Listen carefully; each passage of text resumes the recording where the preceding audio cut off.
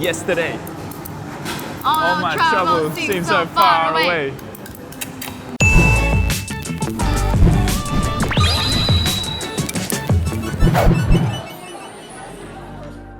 Hi, welcome to another episode of Eat Book Vlogs. I'm Steven, Eat Book's resident Aussie, back at it again with another episode of Bringing Oppa Around Singapore. My guide for the day, Chiara. Where are we? We're at Tiong Bahru, and Tiong Bahru Estate is my favourite one because it's the oldest but the coolest in Singapore. Yeah, like look behind us. It's an SIT block, right? You know, SIT blocks were built way before HDB even existed. Wow, that's so cool. Are you hungry?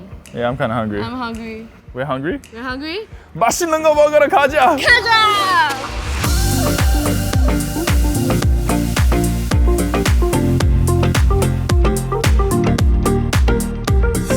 This is our first location and we're here for breakfast at Tiong Bahru Market. So what we've got today is the Kueh, which is my must-have, the Lor Mee, Char and some Kueh. We have to start with the Kueh because I swear by the Kueh from Tiong Bahru Market. Okay, do you know what this is? Oh, the base looks like it's some sort of rice, and the top, like chopped up onions, marinated in barbecue sauce. So it's actually this rice cake that they put in a steamer, and then after that they pour on some preserved radish. Cheers! Cheers. The chai po reminds me of the black paste in jjajangmyeon. It tastes like meat, but at the same time it also tastes like vegetable. And the rice, don't you think it reminds you of like a soft tteokbokki? Like a very soft tteokbokki. They have sesame seed in their chai po. There's that burst of roasted fragrance when you eat it. It really pairs so well with the plain rice cake. They make a great couple together. Cue the wedding music. Da, da, da, da, da, da. So Kueh is my favourite breakfast, right? Lor Mee is my brother's favourite. In every bowl of Lor Mee, you have the typical egg noodles, thick gravy, and the one at Tiong Bahru, they have shark nuggets. The first bite, you taste the sauce. You get these like aromas coming out the nostril. I think it's because they flavour the starchy gravy with a lot of spices. Vinegar played a part as well. So usually when I have a noodle dish, it's either dry or wet. Yeah, you don't normally get one that's kind of thick and like honey texture. Yeah. So it's really different. Let's try the baby shark. Baby shark. Oh, it's seasoned so nicely. It's really crispy. The deep fry was really deep fried. Tastes so nice. No fishy taste at all. It's like a very nicely fried morsel of meat. Yeah, the one Lor Mee that I tried, I think it was more on the savory side. Right? And this is definitely sweeter. Like the standout is the shark. 下一个是炒粿条. So this one has a newspaper clipping saying that, oh, this uncle actually sold his char kway teow from a push cart. And now his daughter has taken over, but they're still selling the same wet and brown kind of dark char kway teow. But other than noodles, they have ingredients such as lapchong, fish cake, and also, do you know what this? You know by now. Yes! The taste of the ocean in my mouth. The thing that strikes me first about this char kway teow is the wok hei taste. It's when the uncle like gets the flames going. Yeah, so it has the breath of the wok, you know. You're right about the wok hei. But I feel after the wok hei flavor goes, the rest of the flavor is like really subtle. Can't really taste anything. Maybe that's where the lapchong and the fish cake plays a part. So these are Uncle Kueh. With these Uncle Quays, they have a pattern on the back. Ah. What does it mean? So it looks like tortoise shells, right?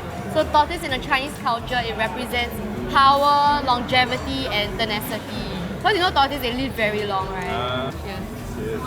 It's so crunchy, the filling, and sweet. Crunch of the peanut is like a rounded crunch. And then you get like a sharp crunch from the sugar. The Kway around the peanut. It's so soft. Yeah, it's almost like liquid, but holds its shape. My favorite would be the Kway. Yeah, surprising. Got that good combination of like the texture and the flavor from the topping. What's your favorite? My favorite would still be the Kueh. My second favorite would be the Lor Mee because I really like how they're very generous with the ingredients that they give. Overall, I really recommend people to come down to Tiong Bahru Market because there's plenty of good food.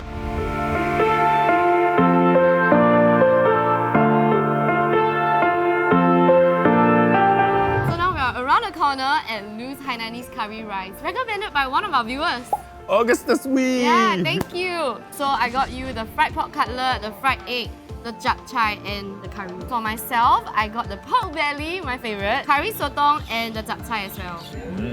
The pork's delicious. Like the batter's seasoned, the pork's seasoned, and then it mixes with like the curry sauce. And it's just like an explosion of flavor in your mouth. Try mine, try mine. Okay, that's a good pork belly. When I eat pork belly, right, I want that melt in the mouth kind of texture. But over here, it's overly chewy for me. But that being said, I think the flavor of the meat is on point.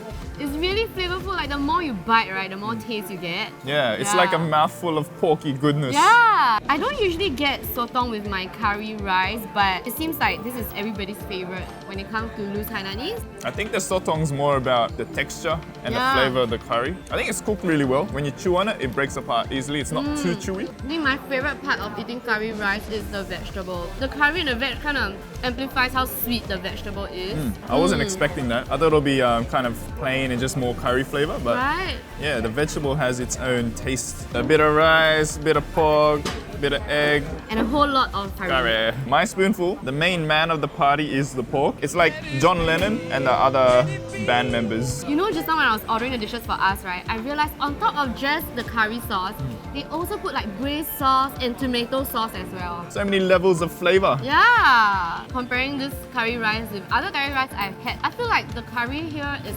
lighter. The curry doesn't steal the whole show. So it lets the other band members play, get a little bit of that spotlight. But yeah, it's good.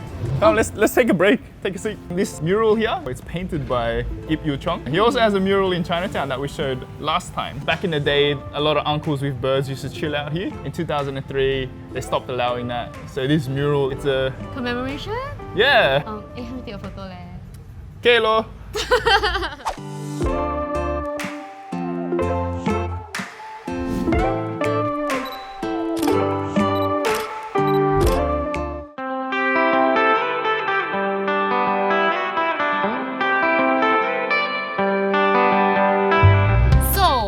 Bought our snacks from Tiong Bahru Galicier Bakery Pastry. And you know, they've been open since 1970s and they're currently run by the 4th gen. So first up, we're gonna try their ondeh. Usually when you buy from outside, it's green in color. Over here, it's orange because they use sweet potato. Okay, for those who don't know what ondeh is, right, it's actually a very chewy kind of mochi ball, and then it's coated with grated coconut so that the balls don't stick to each other.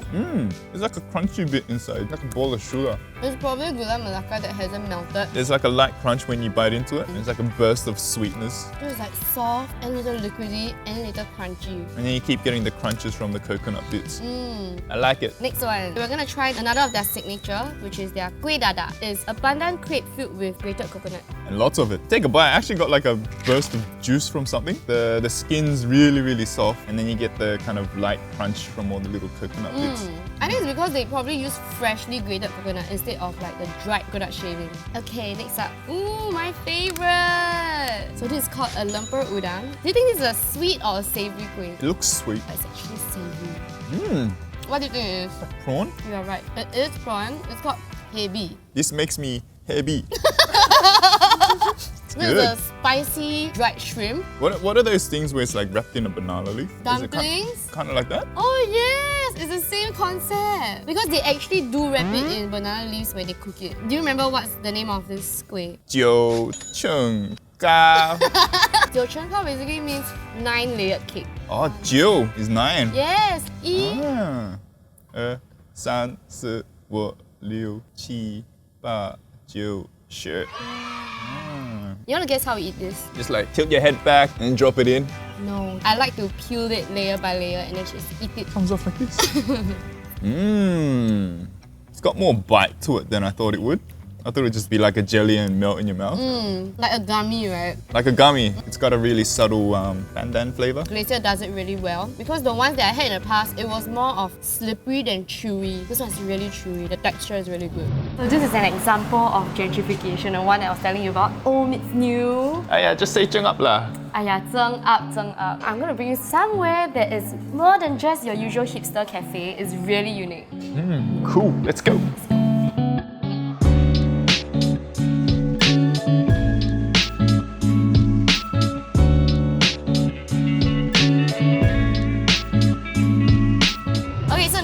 Tai Fu is not something you usually see in Singapore. The cafes are usually minimalistic, really clean cut. This one has a personal touch to it. Lots of character. So before we start this meal, What? I have a question to ask you. So in the previous episodes, I've asked all my hosts this question. So far, they've all failed. What's the story behind the merlion? Merlion, oh my god. Someone saw a merlion in the sea. No? Shit!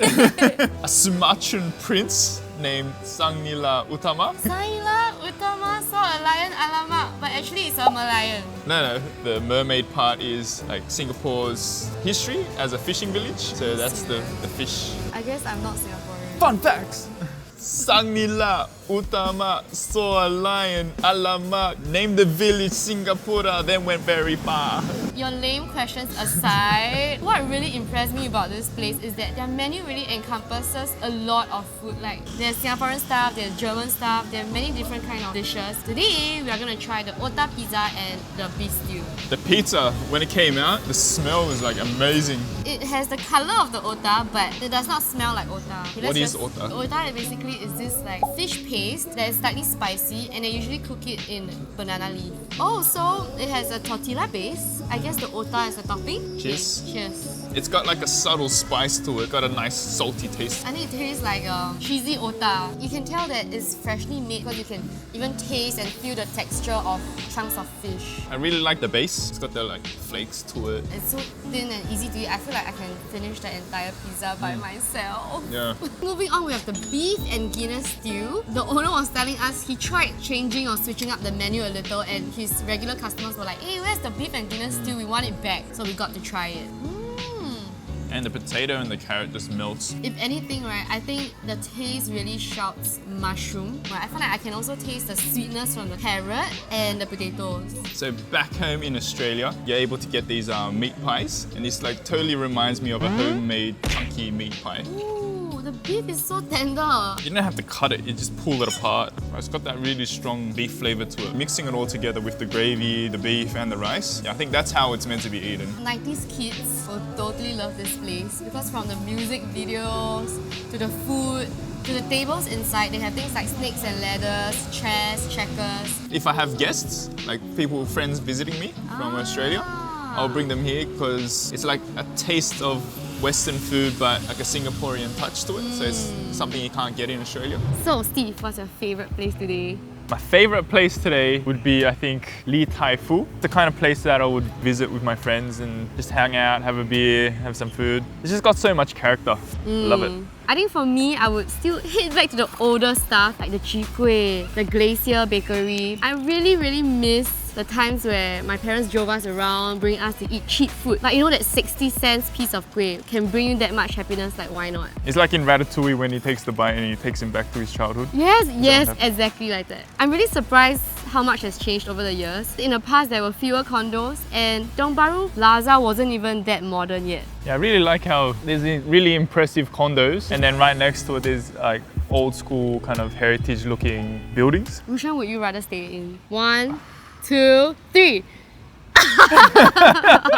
Thanks for watching another episode of Bringing Oppa Around Singapore. If you like this video, don't forget to catch more over there. And don't forget to like, share and subscribe. Bye!